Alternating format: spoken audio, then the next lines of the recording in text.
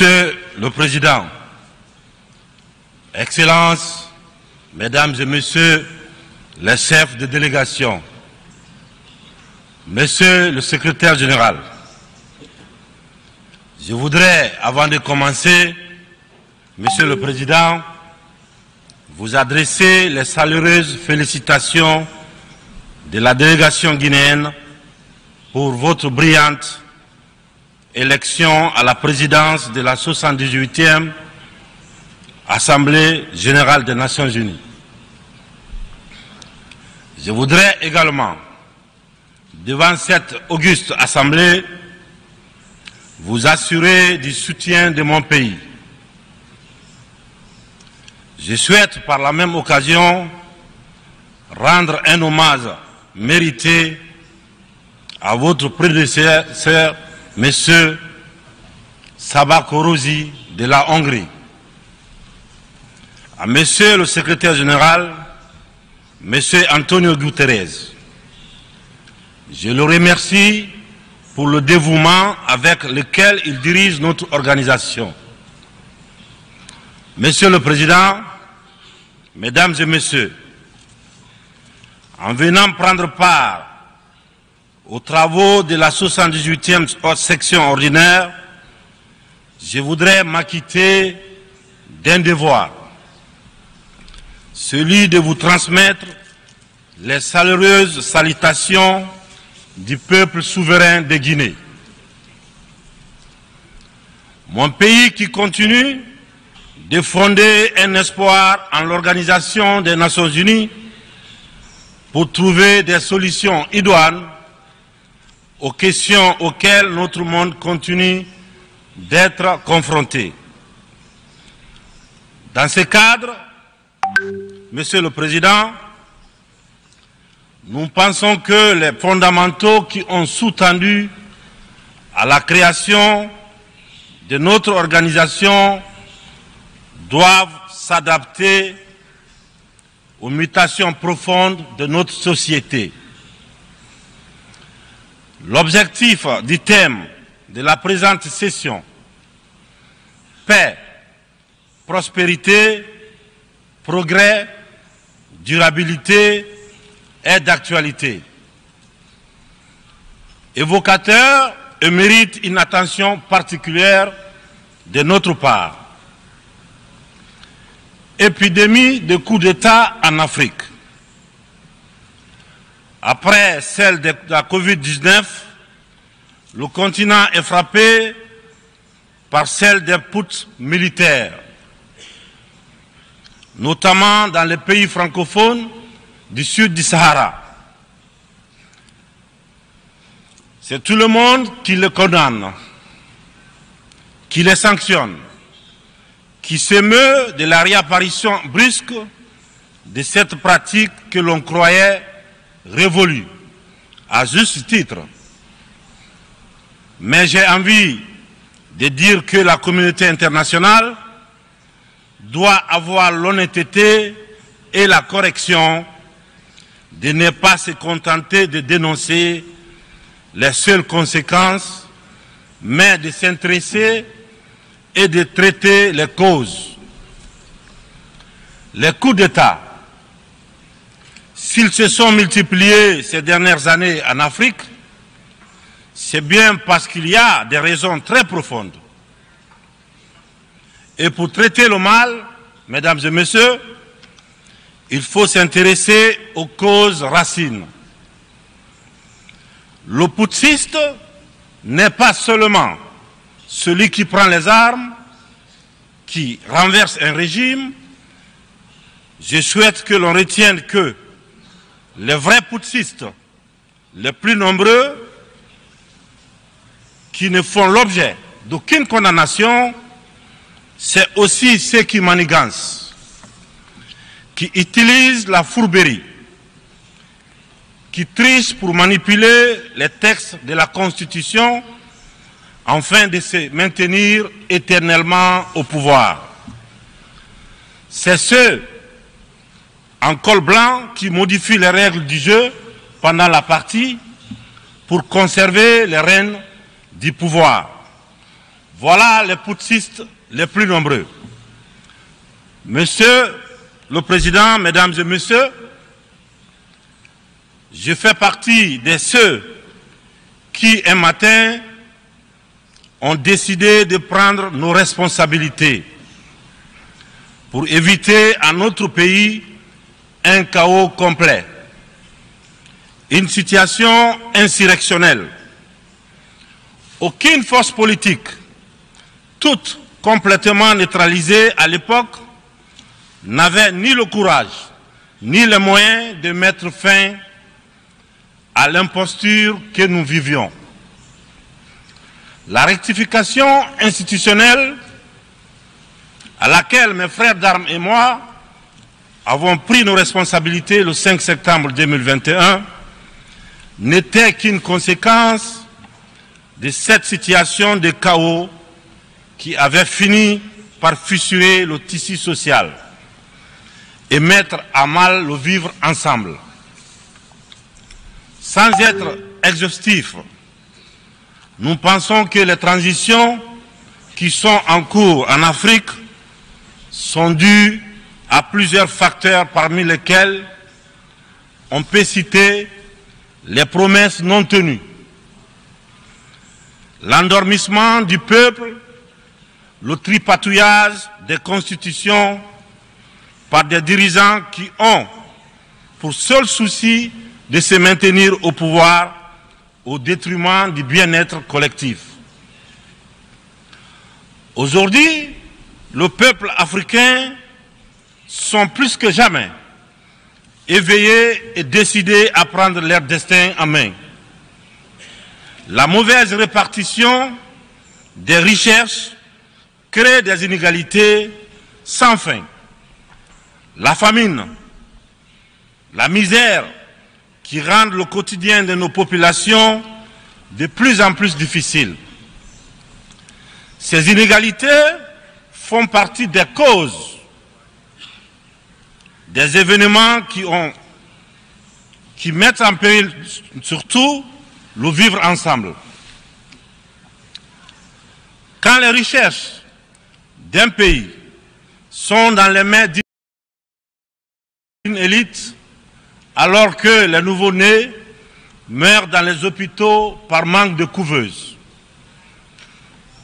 il n'est pas surprenant que dans de telles conditions, nous assistons à des transitions pour répondre aux aspirations profondes du peuple.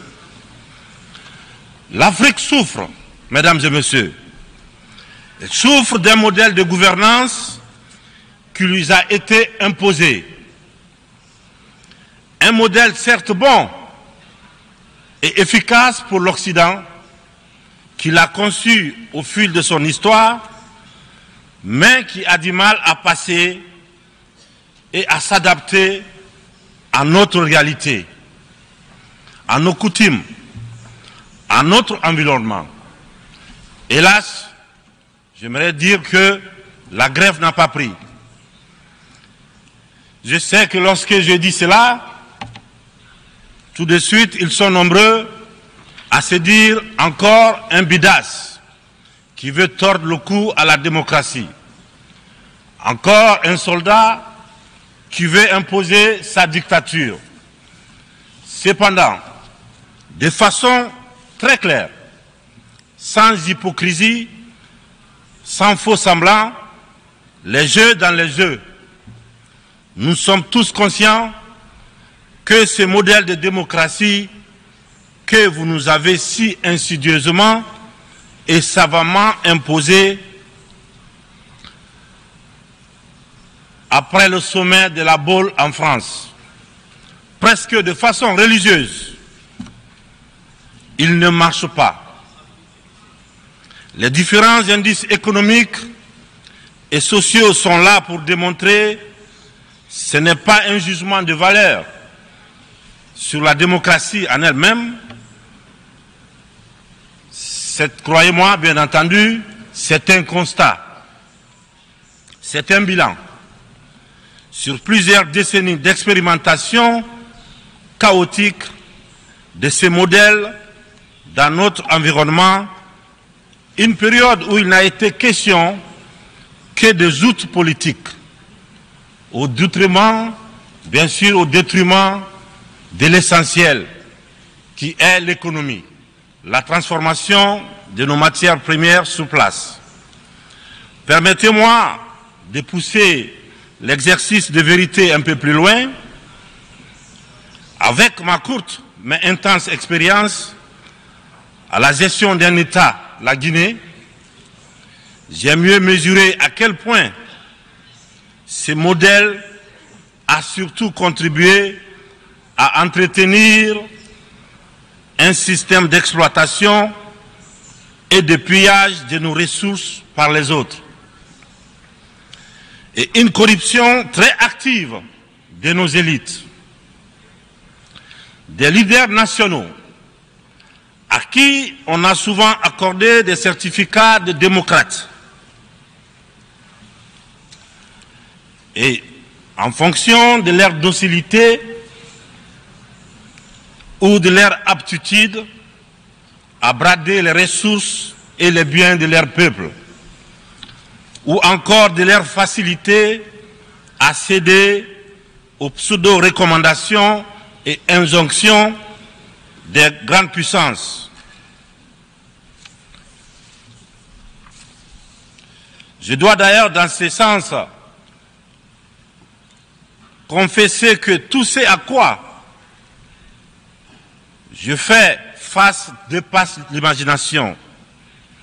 Ce sont les mêmes qui confessent la démocratie, la transparence, qui dénoncent la mauvaise gouvernance et la corruption, qui dictent les règles.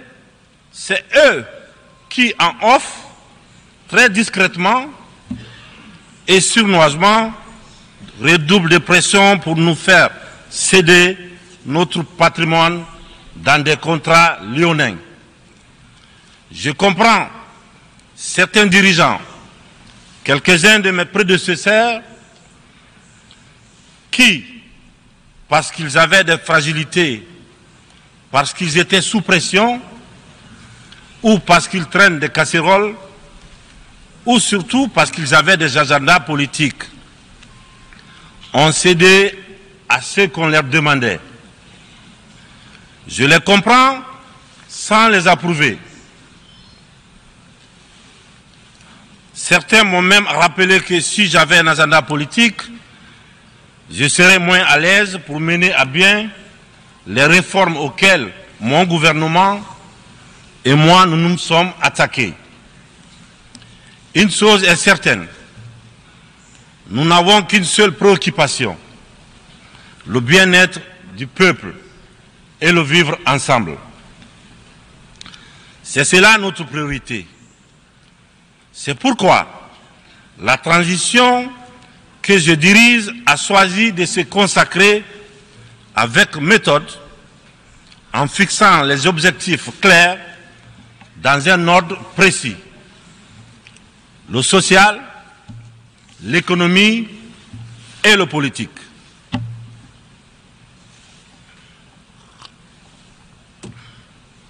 Monsieur le Président, Mesdames et Messieurs, mon uniforme, je l'ai mis au service de mon peuple.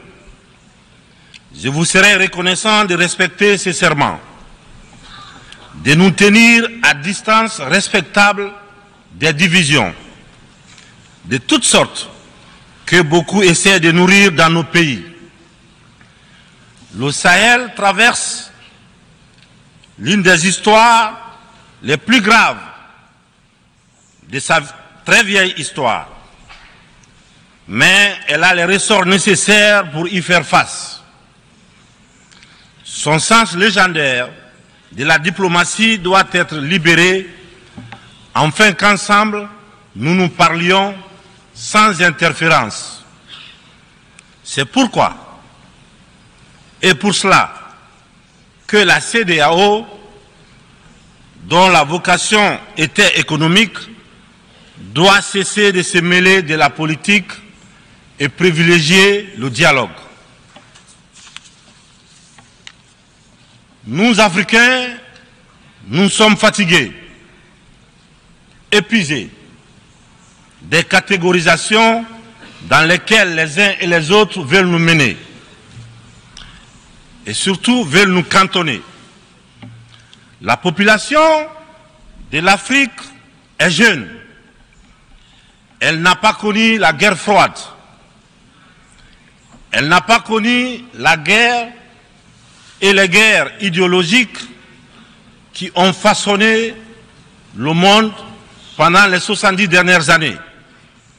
C'est pourquoi nous, Africains, nous trouvons insultants les cases, les classements qui tantôt nous placent sous influence des Américains, tantôt sous celle des Anglais, tantôt des Français, tantôt des Chinois, des Russes et même des Turcs. Nous ne sommes ni pro, ni anti-américains, ni pro, ni anti-chinois, ni pro, ni anti-français, ni pro, ni anti-russe, ni pro, ni anti-turc. Nous sommes tout simplement pro-africains. C'est tout.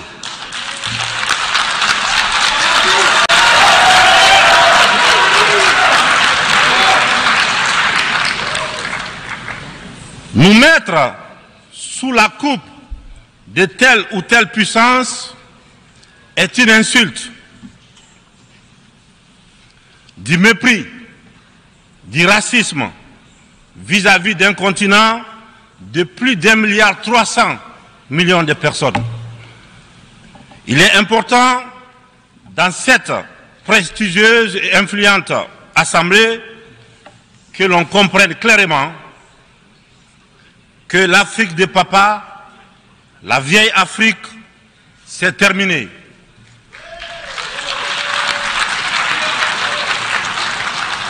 Avec une population de plus d'1 milliard d'Africains, dont environ 70% de jeunes totalement décomplexés, des jeunes ouverts sur le monde et décidés à prendre en main leur destin. Il est venu le moment de prendre conscience que les structures, les règles issues de la Seconde Guerre mondiale, en l'absence de nos États, qui n'existaient pas encore, sont obsolètes. C'est la fin d'une époque déséquilibrée, injuste, où nous n'avons pas droit au chapitre. C'est le moment de prendre en compte nos droits, de nous donner notre place, mais aussi et surtout le moment d'arrêter de nous faire de la leçon, de nous prendre de haut, d'arrêter de nous traiter comme des enfants. Rassurez-vous, rassurez-vous, nous sommes suffisamment grands pour savoir ce qui est bien et ce qui est bon pour nous. Nous sommes suffisamment matures pour définir nos priorités, pour concevoir notre modèle qui correspond à notre identité, à la réalité de nos populations, à ce que nous sommes tout simplement. Nous vous serions fort reconnaissants de nous faire confiance et de nous laisser mener notre barque comme vous l'avez permis dans certaines régions du monde.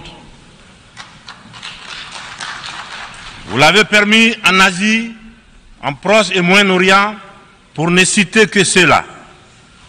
Cette infantilisation est du plus mauvais effet pour une jeunesse africaine qui s'est émancipée. Dans ce contexte, nous sommes tous interpellés et appelés à procéder à une meilleure analyse de la situation en vue d'initier et de poursuivre de nouvelles politiques au bénéfice de tous. La communauté internationale doit regarder l'Afrique avec les yeux neufs Elle doit entreprendre avec elle désormais une coopération franche dans un esprit de partenariat gagnant-gagnant. Je vous remercie de votre attention. Merci.